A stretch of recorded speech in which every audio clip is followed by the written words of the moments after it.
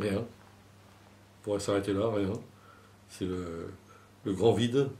C'est assez étonnant parce qu'il y a eu une sorte de teasing. On a annoncé qu'elle allait rompre le silence. Et cette rupture de silence nous laisse sans voix. Parce que finalement, il n'y a absolument aucune information, aucune révélation. Il n'y a même pas d'indication sur le programme du Parti Socialiste.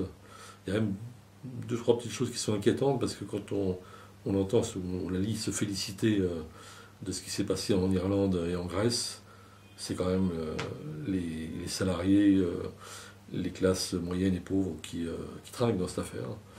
Et parler de l'incendie qui a été éteint, ça laisse perplexe quand ça vient de la première secrétaire du Parti Socialiste. Ben, on peut imaginer que Martine Aubry ne veut absolument rien dire avant le mois de juin et probablement avant l'automne prochain, ce qui va faire très long. Et en même temps, il faut quand même qu'elle occupe le terrain, donc d'où cette double page pour ne strictement rien dire, d'où un entretien à la radio France Inter pour ne rien dire non plus. Ça va être compliqué de tenir en haleine les citoyens et singulièrement les électeurs potentiels du Parti Socialiste, parce que je pense que au fond, les jeux sont un peu faits. Enfin, il peut toujours y avoir un trouble quelconque qui vienne mettre du désordre là-dedans, mais on a quand même l'impression qu'il y a une sorte de ticket Strauss-Kahn-Aubry qui est en préparation. D'ailleurs, Ségolène Royal l'a bien senti, puisqu'elle a un peu rué dans les brancards. Et que ça, c'est l'indicible, c'est l'inavouable. Il faut que l'effet de surprise joue à la dernière seconde.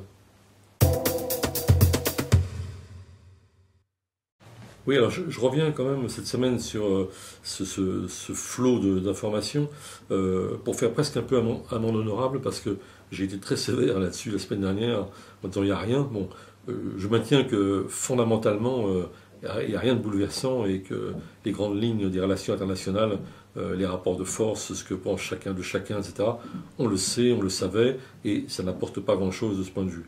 Maintenant, Dieu étant dans les détails, quand on regarde certaines anecdotes, il y a quand même quelques pépites. Et moi, j'ai fait mon miel du récit que Le Monde a fait de la rencontre entre Ni Pute Ni Soumise et l'ambassadeur des États-Unis pendant les manifestations et les émeutes de banlieue en 2005, où l'association bien connue a tenté de convaincre l'ambassadeur des États-Unis qu'il s'agissait de mouvements islamistes. Et on voit que l'ambassadeur des États-Unis, qui n'était pas né de la dernière pluie, a envoyé un télégramme à Washington pour dire surtout n'en croyez rien, c'est pas ça. C'est simplement la difficulté que la France a à intégrer les gens qui ne sont ni blancs ni chrétiens, dit-il. Et je trouve que c'est finalement assez bien vu de sa part.